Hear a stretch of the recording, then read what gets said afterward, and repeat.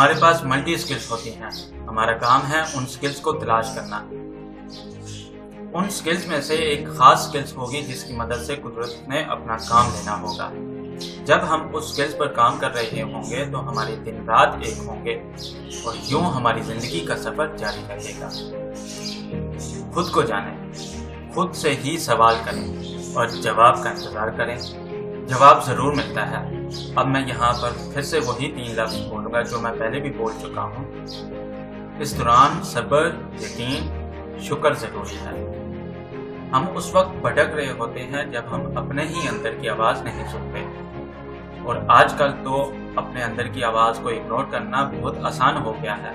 जब हम इंटरनेट को अपने काम के तौर पर इस्तेमाल करने की जगह उससे बस टाइम पास करते हैं। जब हम वक्त से अपना काम नहीं लेते तो बाद में वक्त भी हमें मोहलत नहीं देता, और यूं वो जिंदगी जो दिली सुकून से गुजरनी चाहिए थी बेचैनी में गुजरती है।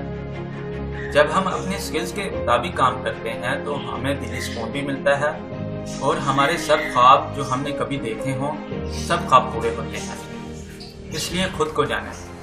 खुद को जानने में ही राहत छुपी है। इससे कोई फर्क नहीं पड़ता कि आप एक गरीब घराने से ताल्लुक़ रखते हैं। आप अभी जिस जगह भी हैं, आपका वहाँ होना, उसमें कुदरत ने कोई ना कोई मकसद रखा हुआ है। उस मकसद को तलाश कीजिए।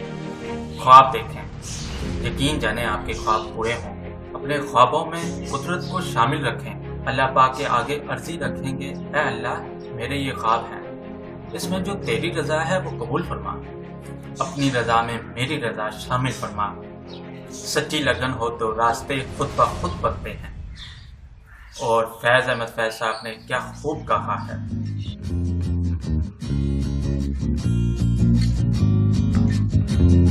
ये मज़लूम मखलूक